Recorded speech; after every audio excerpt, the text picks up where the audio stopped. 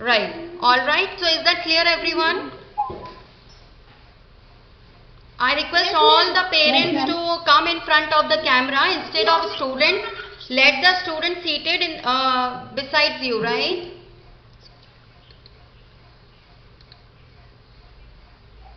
बेटा बच्चे अपनी मम्मा पापा के साथ बैठ सकते हैं, बट ये जो मीटिंग है ये पेरेंट्स अटेंड कर रहे हैं आज, and principal sir will come in just few minutes. All right, so I request all the parents, please come in front of the camera. Thank you all for attending this meeting, for giving your time. I request all the students to maintain the silence and maintain the discipline.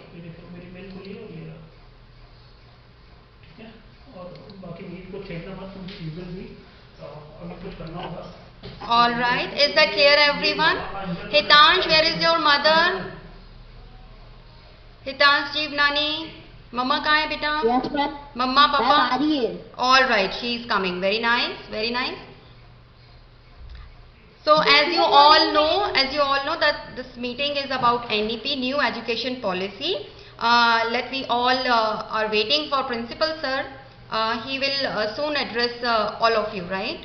You all.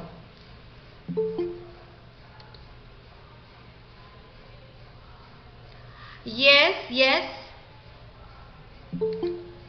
It is necessary to switch on the camera so that I can see you. We can see each other. good morning, ma'am. And you can type good morning in the chat box also, right? Good morning, ma'am.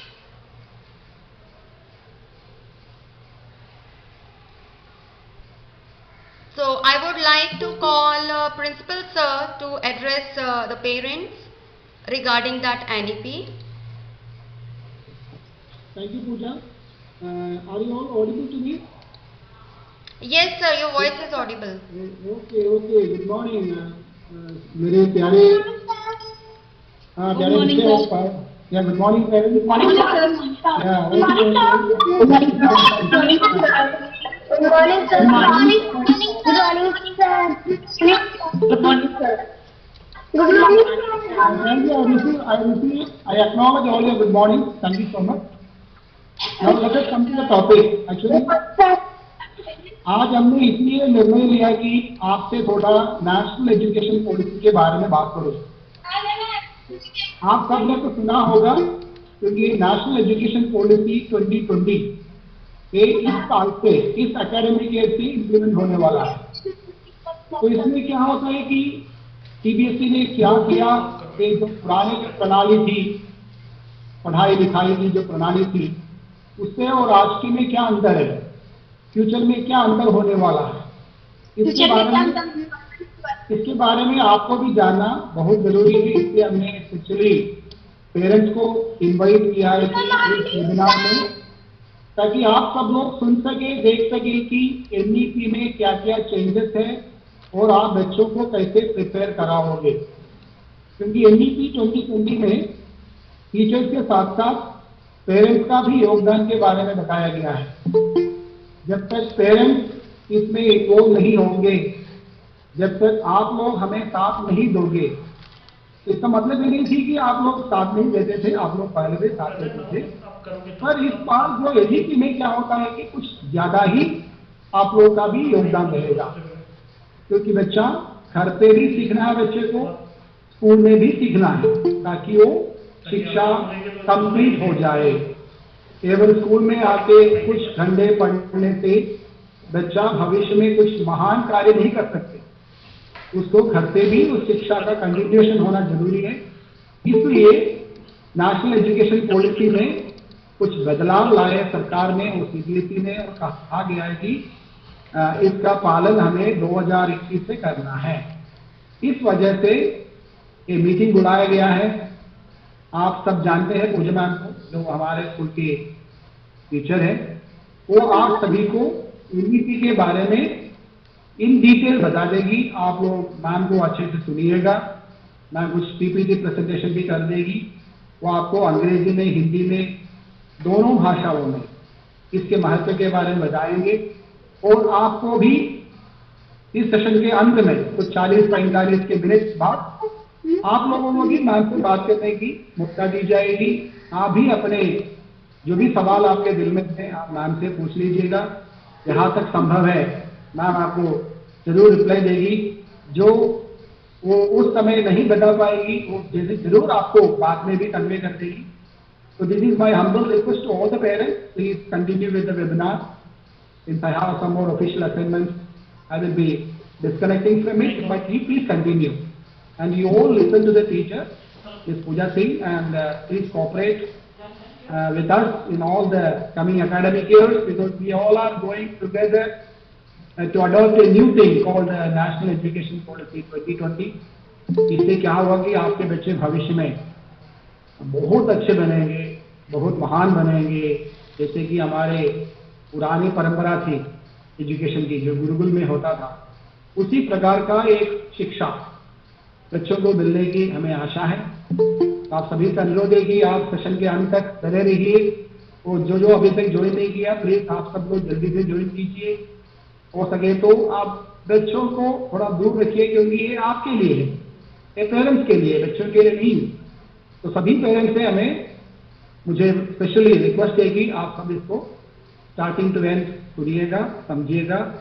ये जो सवाल है ma'am से आप जरूर session के अंत में पूछेंगे। और आपको ये भी बताया जाता हूँ मैं, ये वीडियो का रिकॉर्डिंग होता है, क्योंकि इस वीडियो को हम CBSE को भी भेजेंगे। तो आप सभी से अनुरोध है कि आप शुरू से लेकर आखिर तक बने रहिएगा। So now it's time to Pooja Singh to continue. Okay, thank you so much, Pooja. Thank you. Thanks a lot, sir. Thanks a lot for giving me this opportunity to interact with the parents. So let me show some focus on the benefits of the NEP, New Education Policy. Thanks a lot, sir. Good morning, dear parents. Now I am going to decode New Education Policy. You all know that NEP 2020, and the full form of that New Education Policy, right? And you know that. So if you look at the history of Indian education, you will be surprised. आप अगर history में देखेंगे अपने Indian education को, तो there was no significant changes, कोई changes नहीं हुए पिछले 34 सालों में। पिछले last 34 years there have been no changes in our Indian education system, right? So let me take you on the journey of New Education Policy and how we implement this policy into our school system. कैसे हम उस policy को अपने school system में implement करेंगे और किस तरीके से ये जो पॉलिसी है हमारे बच्चों के लिए बेनिफिशियल है। और आज पेरेंट्स के लिए ये मीटिंग इसलिए रखी गई है ताकि पेरेंट्स का समझना बहुत ज़रूरी है कि क्या बड़े चेंजेस अब जो गवर्नमेंट है वो एजुकेशन सिस्टम में करने वाली है, right? So let me go through this presentation. Just give me a few minutes.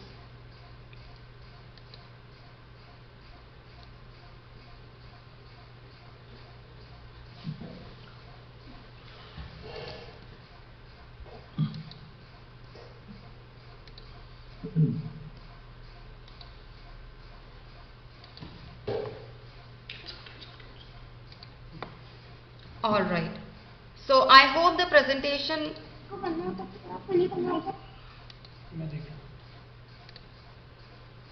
I hope the presentation is visible. Visible. Thank you. Thank you. Thank you so much. All right. Yes, ma'am. All right. All right. So let me begin. What is the role of parents, right? So let us see a glimpse of NEP, right? हम इसकी एक छोटी सी झलक देख लेते हैं। NEP, national education policy. मैं बार बार इसलिए कह रही हूँ ताकि आप अच्छे से समझ लें कि NEP क्या है, ठीक है? ये है नेशनल एजुकेशन पॉलिसी 2020, जो कि 34 इयर्स के बाद अब नई पॉलिसी आई है, ठीक है? Right. The central government replaced a 34-year-old national policy on education framed in 1986 with the National Education Policy NEP 2020. हमारे पास एक पहले पॉलिसी थी, एजुकेशनल पॉलिसी, जो कि 1986 में फ्रेम की गई थी, जिसको कि हमने अभी करंट जो एजुकेशन पॉलिसी है उसके साथ चेंज कर दिया है, ठीक है, एक नई पॉलिसी फ्रेम की गई है। The first policy came in 1968 and the second in 1986 and further revised in 1992. अब तक की 3 पॉलिसीज आ चुकी हैं एजुकेशन सिस्टम में। This is the third new education policy in 2020, is the first policy of the 21st century. Now why I am telling this 21st century? Because now our kids is belong to 21st century. हम जो पढ़ चुके एक traditional method था, right, अब वो नहीं है, अब हमारे बच्चे 21st सेंचुरी में हैं, तो उनके लिए बहुत ज़रूरी है कि हम जो चेंजेस आ रहे हैं उनको अडेप्ट करें।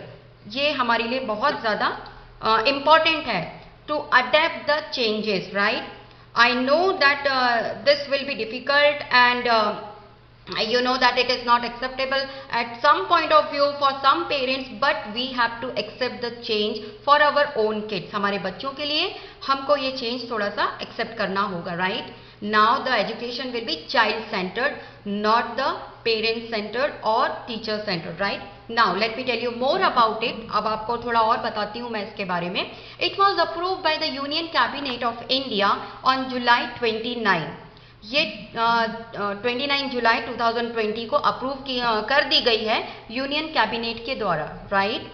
The policy advocates for mother tongue, local language, regional language as the medium of instruction till grade 5। ये एक बहुत ही अच्छी बात है कि हमारी गवर्नमेंट ने अभी जो चेंजेस किए हैं उसमें बताया जाता है कि अब सिर्फ एक ही मीडियम नहीं होगा इंग्लिश, हम अपने बच्चों को मदर टंग में भी पढ़ा सकते हैं, उनकी लोकल लैंग्वेज को भी हम इनवाइट करते हैं, वो उसमें भी बात कर सकते हैं, और जो भी बच्चे की रीजनल लैंग्वेज है, जैसे अगर बच्चा साउथ इंडिया से है तो वो साउथ इंडियन लैंग्वेज बोलेगा, अगर वो पंजाब से है तो वो पंजाबी बोलेगा, तो we will accept all the languages, right, as a medium of instruction till grade 5। इसका मतलब है जिस भाषा में बच्चा समझ सके आसानी से, उस भाषा में बच्चे को पढ़ाना। ये मदर्स के लिए बहुत इजी है, घर में और भी जो फैमिली मेंबर्स हैं उनके लिए भी it will be very easy to to teach the child. कई बार होता है कि भाई ये इंग्लिश में है, हम तो नहीं पढ़ा सकते, बच्चे को हम ट्यूशन भेजते हैं, but now you can teach your child at your home very easily. Now, NEP's aim is to increase tech-based education as we all are living in tech-driven society. Now, what does that mean? इसका क्या मतलब है? इसका मतलब ये है कि आज जो दुनिया है, आज की जो संसार है, जो वर्ल्ड है, वो पूरा टेक्नोलॉजी पे बेस्ड है। चाहे हमें कोई पेमेंट करना हो, चाहे हमें मोबाइल से बात करनी हो, चाहे हमें कंप्यूटर पे कुछ काम करना हो, everything is based on pure technology. तो अभी जो पुराना सिस्टम है वो भी काम नहीं करेगा, so we have to be give more focus on increased on tech based education. हमारे बच्चे को हमको उसके साथ साथ आगे बढ़ाना पड़ेगा कि भाई अब बच्चों को ये सारी चीज़ें सीखनी होंगी। और आपको पता है कि बच्चे हमसे 10 कदम आगे हैं। मोबाइल में आपको जो फंक्शंस नहीं आते होंगे आपके बच्चे को पता होंगे, right? Yes. So now, what are the major changes in NEP? Now, जब मैं आपसे बात करती हूँ कि NEP ने स्कूल में क्या चेंजेस किए हैं, what are the major changes in the school system? The first and the major one is 10+2 system has been dropped. पहले हम 10+2 की बात किया करते थे और अब 10+2 को हमने डिवाइड कर दिया है 4 पार्ट्स में। In how many parts? 4 parts, right. पहले बच्चे ने 10th कर लिया, फिर हम 11th 12th की बात करते थे जहां बच्चे अपने सब्जेक्ट सिलेक्ट करते थे। अभी उसको हमने डिवाइड कर दिया है 5 + 3 + 3 + 4। This is the system has been changed, right. 10+2 system has been dropped. Now the next one, how it is dropped? It has been divided into 4 stages. Please listen very carefully. This is the most important slide of this whole presentation. Foundational stage, that is pre-primary to grade 2. ये जो foundational stage है, ये सबसे पहली stage है जब हम बात करते हैं, जब हमने 5 + 3 + 3 + 4 में डिवाइड कर दिया 10+2 को। अब आप भूल जाइए 10+2, अब ये इस तरीके से एजुकेशन सिस्टम आगे चलेगा। Pre primary to grade 2, that means हम इसको बाल वाटिका के रूप में भी जानते हैं। इसमें जो बच्चे आते हैं वो 3 to 8 ईयर्स के बच्चे होते हैं। Now the next stage is preparatory stage, that is for class 3rd, 4th and 5th, age group 8 to 11, 8 से 11 साल तक के बच्चे इसमें आएंगे। Now middle school 6th, 7th and 8th, age group is 11 to 14 years, right? And then high school 9, 10, 11 and 12, और इनका जो age group है that is 14 to 18 years. I hope I am clear till now. अभी तक ये चीजें आपको clear हो चुकी हैं? Yes, ma'am. All right, thank you. Yes, ma'am. Yes, ma'am. ठीक है, आप समझ गए। 10 plus 2 को हमने 4 स्टेजेस में डिवाइड कर दिया है। Yes, ma'am. All right, thank you everyone. Now the next point, Indian education system. Parents को ये समझना बहुत ज़रूरी है कि इंडियन एजुकेशन सिस्टम क्या है, ताकि हम अपने बच्चों को पूरी तरीके से सपोर्ट कर सकें। Now the reasons behind launching NEP. Now अब after 34 years what is the need, क्या ज़रूरत पड़ी हमको कि हम ये एनईपी लॉन्च करें, right? Now education system should be more practical than theoretical. अब हमने ये रियलाइज किया आगे चल करके कि जो नॉलेज है, जो एजुकेशन है, वो थियोरेटिकल के बजाय क्या होनी चाहिए, प्रैक्टिकल नॉलेज होनी चाहिए। मैं हमेशा बात करती हूँ स्किल बेस्ड लर्निंग की, है ना? जो हमने अपने 9th, 10th, 8th क्लास में, 5th क्लास में क्वेश्चन आंसर्स पढ़ लिए, रट लिए, वो हमारे आज कहीं काम नहीं आते, right? So that will be removed, right? Education should be more practical than theoretical. अब आप भूल जाइए कि बच्चे को क्वेश्चन आंसर्स रटाने हैं या बच्चे को एग्जाम्स दिलवाने हैं। Now it will B more practical. Reduce rote learning method. Okay, now हम सबको पता है ट्रेडिशनल टीचिंग क्या थी, ट्रेडिशनल लर्निंग क्या थी, हम लोगों ने किस तरीके से पढ़ाई करी है। हमारे को सिर्फ एक ही चीज सिखाई जाती थी कि बेटा आप रट लो इन चीजों को, ठीक है? टेबल्स हैं, रट लीजिए, स्पेलिंग्स हैं, रट लीजिए, आंसर्स हैं, रट लीजिए। ऑल इज अबाउट द रट्टाफिकेशन of the question answer and getting more marks in the exams कि 80%, 70%, and that create stress in the students mind, right? वो बच्चों के दिमाग में बहुत स्ट्रेस क्रिएट करता है, क्योंकि हम एक्सपेक्ट करने लगते हैं अपने बच्चों से कि हमारे बच्चे के तो इतने परसेंट आए, बजाय इसके कि हम ये देखें कि हमारे बच्चे ने सीखा कितना है। We compare our child with the marks, with the written paper, right? Now, focus on holistic development of a child, including emotional and social skills along with the cognitive skills. Kindly listen carefully. Cognitive skills का क्या मतलब है यहाँ पर? हमारा जो दिमाग होता है, ब्रेन होता है, that is cognitive, right?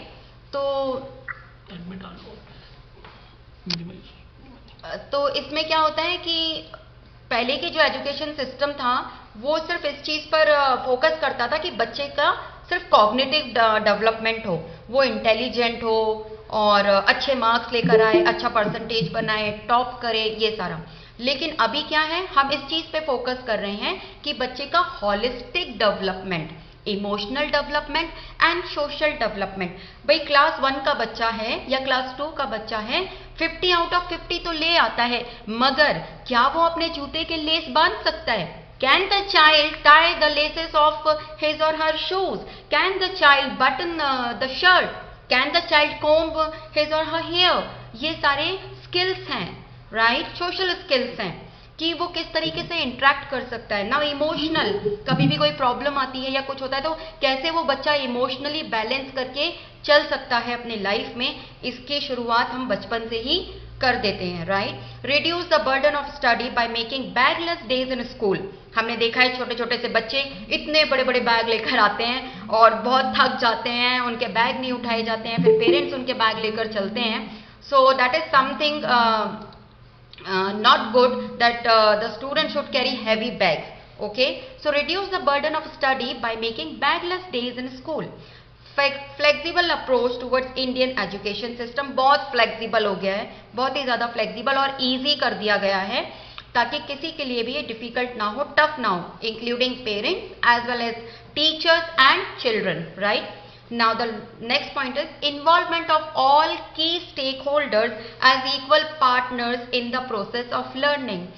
तो इसमें अब इन्वॉल्वमेंट सभी का है। अभी तक ये होता था कि सिर्फ टीचर्स हैं, स्कूल है, principal, head of the school है, लेकिन अभी आप लोग भी इक्वल पार्टनर्स हैं हमारे साथ। पेरेंट्स एंड पीयर्स और the community are playing the equal role in the process of learning, क्योंकि जो सीखने और सिखाने की प्रक्रिया है वो केवल एक टीचर तक सीमित नहीं है। कहा जाता है कि माँ अपने बच्चे की सबसे पहली टीचर होती है और घर बच्चे का सबसे पहला स्कूल होता है। तो जो सीखने और सिखाने की प्रक्रिया है वो बच्चे को बचपन से ही शुरू हो जाती है। तो इसीलिए एनईपी ने इस चीज पर ज्यादा फोकस किया है कि हम सभी का इन्वॉल्वमेंट बराबर रखेंगे। जितनी रिस्पॉन्सिबिलिटी टीचर्स की है उतनी ही इक्वली रिस्पॉन्सिबिलिटी पेरेंट्स की भी है इस सिस्टम में। तो इसीलिए हमने इस सिस्टम को थोड़ा सा चेंज किया है, right? Now the next is, now what is the earlier education? Passive participation, बच्चे बैठकर सिर्फ सुनते थे और टीचर अपना लेक्चर देकर बोर्ड पर लिखकर चली जाया करते थे। एग्जाम ओरिएंटेड स्टडी, बच्चे के आगे एग्जाम पेपर रख दिया जाता था, बच्चा लिखेगा, मार्क्स आ गए तो बच्चा बहुत अच्छा है, मार्क्स नहीं आए तो बच्चा बहुत बेकार है। हम बच्चे को कंपेयर करते थे। Knowledge in only one language, या तो इंग्लिश मीडियम या तो हिंदी मीडियम, बस, इसके अलावा और कुछ नहीं। अगर इंग्लिश आती है तो बहुत अच्छी बात है, नहीं आती है तो कुछ नहीं हो सकता, राइट? प्रोडक्ट सेंट्रिक, अब हम बच्चे को बचपन से उसके माइंड में ये चीज डाल देते हैं, लाइक क्यों पढ़ना है बेटा? पढ़ लिख करके पैसा कमाना है, बड़ा बनना है। तो अभी ये अर्लियर एजुकेशन था, ये पुराना एजुकेशन था, अभी का सिस्टम नहीं है, राइट? एंड ग्रेजुएट, बच्चे ने ग्रेजुएशन कर ली, हमने ग्रेजुएशन कर ली, इनफ, क्या कर लिया भाई? ग्रेजुएट हो गए। ये अपना पुराना सिस्टम था एजुकेशन का, ठीक है? अभी नया सिस्टम क्या है? नया सिस्टम मैं आपको बताती हूँ, न्यू एजुकेशन, एक्टिव पार्टिसिपेशन। अभी जो लर्निंग है वो चाइल्ड सेंटर्ड है, वो चाइल्ड सेंटर्ड हो गई है। हम सब कुछ अपने दिमाग में अगर रखते हैं तो बच्चे को रखते हैं कि उसकी क्या नीड है, what does a child need. Concept oriented study, हम बहुत खुश होते हैं, क्लास 1 के बच्चे ने 10 तक टेबल्स लर्न कर लिए, 15 तक टेबल्स आ गए, मगर क्या उसका कॉन्सेप्ट क्लियर हुआ है? क्या उसको पता है कि ये टेबल्स क्या है और ये लाइफ में कहाँ काम आने वाला है, इसकी कैलकुलेशंस क्या है? उसको प्रैक्टिकल नॉलेज पता है क्या टेबल्स की? उसको नहीं पता होती है। क्यों? क्योंकि हमने उसको थियोरेटिकल नॉलेज तो दे दी, लेकिन हम उसका कॉन्सेप्ट नहीं क्लियर करा। हमने टेबल तो रटा दिए, बेटा 2 का टेबल भी रट ले, 4 का भी रट ले, 8 का भी रट ले, लेकिन कॉन्सेप्ट क्लियर नहीं किया। बच्चे को आप पूछो इसका क्या मतलब होता है, वो आपको नहीं बता सकेगा, right? But the new education policy now focuses on the concept oriented study, knowledge with skills. पहले हम सिर्फ नॉलेज देते थे, काइंडली म्यूट योर माइक। पहले हम सिर्फ नॉलेज दिया करते थे, बड़ी बड़ी किताबें दे दी, बच्चों को याद करते रहते हैं, बच्चे 12-12 बजे तक पढ़ रहे हैं, बहुत लोड होता था बच्चों के ऊपर। अभी नॉलेज भी है और लेकिन नॉलेज के साथ स्किल्स भी हैं, स्किल बेस्ड लर्निंग है। And what are the skills? Skills, communication skills, right? कि बच्चा बात करना सीखे, ऑल राइट? प्रेजेंटेशन स्किल्स, बच्चा प्रेजेंट करना सीखे अपने आप को कहीं पर भी, राइट? तो और बहुत सारे सोशल स्किल्स हैं। तो ये सारी चीजें बच्चे को नॉलेज भी देनी है, लेकिन नॉलेज किसके साथ देनी है? नॉलेज हमको बच्चों की स्किल्स के साथ देनी है। उनमें किसी ना किसी चीज की एक दक्षता होनी चाहिए। स्किल का मतलब होता है किसी भी काम में निपुण होना, किसी भी काम में दक्ष होना। ज्ञान की प्राप्ति के साथ साथ आपको प्रैक्टिकल जो वर्क है उसमें भी निपुण होना चाहिए, right? Now learner centric, as I already told you कि लर्नर सेंट्रिक, लाइक हम यहाँ पर फोकस करते हैं कि बच्चे को क्या चाहिए, उसकी नीड क्या है, वो क्या चाहता है। इसका नहीं कि हम क्या चाहते हैं, मैं क्या चाहती हूं कि मेरा बच्चा क्या बने। हम इस पर फोकस करते हैं कि बच्चा क्या बनना चाहता है, उसकी क्या इच्छा है, उसका क्या इंटरेस्ट है।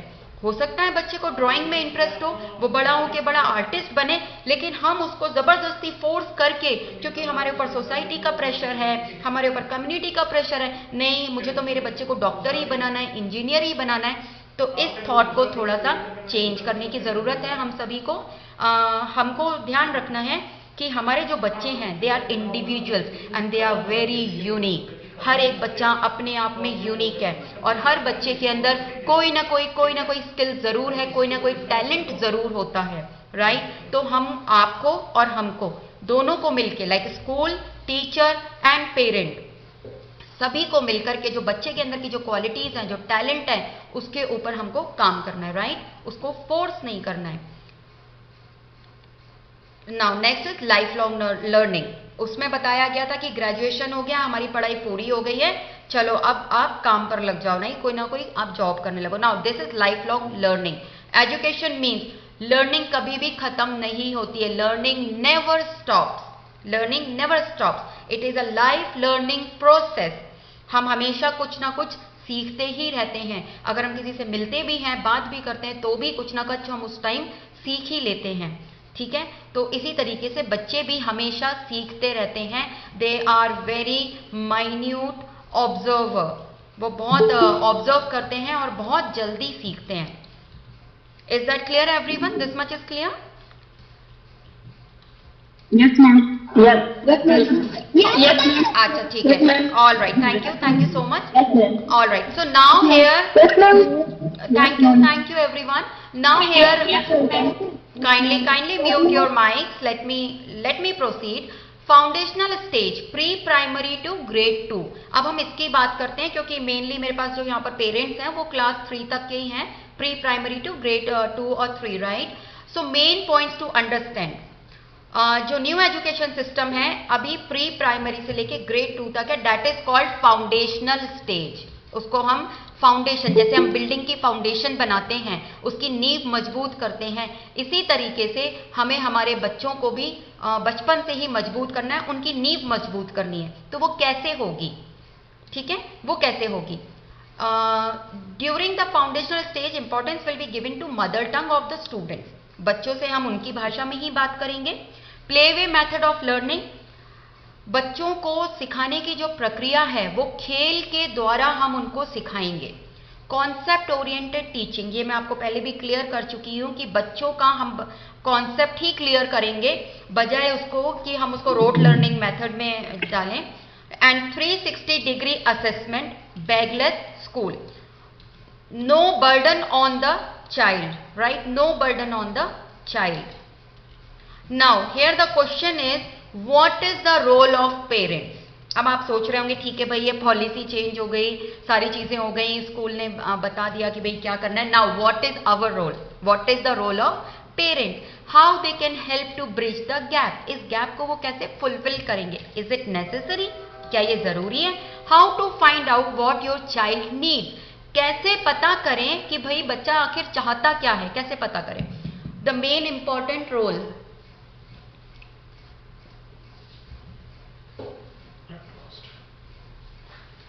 all right, so now let me tell you what is your role. Understanding your child is one of the most important things that you should learn as a parent or as a teacher. Like you are a mother at home and I am a mother, second mother you आप बोल सकते हैं, in school, right? I am a mother in school and you are a mother at home.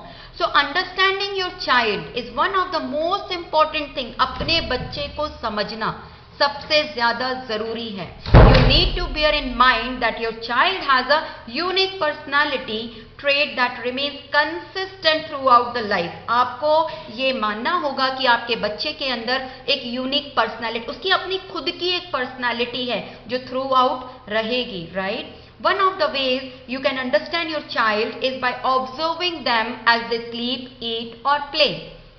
आप इस तरीके से समझ सकते हैं कि आपके बच्चे का बिहेवियर क्या है, उसका डेली रूटीन क्या है, वो कैसे सोता है, वो क्या खाता है, वो क्या खेलना पसंद करता है, ये सारी चीजें हैं। इसके थ्रू हम अपने बच्चे को बेहतर समझ सकते हैं, ठीक है। Now understanding education with a new perspective, right? Ask yourself 2 questions. अपने आप से आप 2 सवाल कीजिए। What's need to be noted as a parent, क्या आपको लिखने की या जानने की जरूरत है as a parent? And how can I help my child to reach his or her optimum potential, right. मैं कैसे अपने बच्चे की मदद कर सकती हूँ या कर सकता हूँ कि उसके अंदर जो भी पोटेंशियल है वो उस तक पूरे तरीके से उसको फुलफिल कर सके, राइट। कई बार होता है हम बच्चों को ठीक से गाइड नहीं कर पाते हैं, बच्चों के अंदर बहुत टैलेंट होता है लेकिन हम समझ नहीं पाते हैं। Now 3 suggestions for implementing that strategy. Identify the needs of the child. अपने बच्चे की जरूरत को पहचानिए। Observe their behavior and daily routine habits. उनके बिहेवियर को ऑब्जर्व कीजिए और उनकी डेली हैबिट्स देखिए। ना प्लान अ रिस्पॉन्स, और उसके अकॉर्डिंग आप अपना रिस्पॉन्स प्लान कीजिए। Next, now strategies that meet students need. Again the same thing, मैं आपको और तरीके बता देती हूँ कि भाई आप कैसे अपने बच्चों को और बेहतर तरीके से जाने। Listen to your child. Sometimes ऐसा होता है कि बच्चा आपके पास आता है, आपसे कुछ कहना चाहता है, लेकिन क्योंकि आप अपने काम में बिजी होते हैं तो आप बच्चे को उस टाइम नेग्लेक्ट कर देते हैं। तो that moment you lost the child never speak to you. उस टाइम, उस मोमेंट पर जो बच्चे को आपसे कहना होगा या जो बताने वो आपको आया होगा, शायद वो दोबारा ना बता पाए। तो please whenever your child comes to you, please listen. सारे काम छोड़ के उसकी बात सुनिए। Encourage your child. हमेशा अपने बच्चों को एनकरेज करते रहिए। वो जैसा भी कर रहे हैं अपने एज के अकॉर्डिंग बहुत अच्छा कर रहे हैं, आपको उनको एनकरेज करना बहुत ज्यादा जरूरी है। Talk to them, take a walk or a break in a quiet space. उनके साथ वॉक पर जाइए, उनसे बातें कीजिए, उनके मन में क्या है वो जानिए। कई बार होता है बच्चे अपने पेरेंट्स को नहीं बता पाते हैं, लेकिन स्कूल में टीचर्स को बता देते हैं। Just because the relationship, just because the bonding with the child. Identify the child preferences and take part in activities. बच्चे के साथ उसकी एक्टिविटीज में पार्टिसिपेट करना बहुत जरूरी है। उसके वो जितना इंटरेस्ट ले रहे हैं उतना ही इंटरेस्ट आपको भी लेना बहुत जरूरी है, स्पेशली स्कूल एक्टिविटीज में, right. Next is child behavior. Now what is child behavior? It is about guiding your child's behavior so that she or he learns the appropriate way to behave. ये आपको बच्चे को सिखाना होगा, guide करना होगा into the right direction. आपको पता है बच्चे बहुत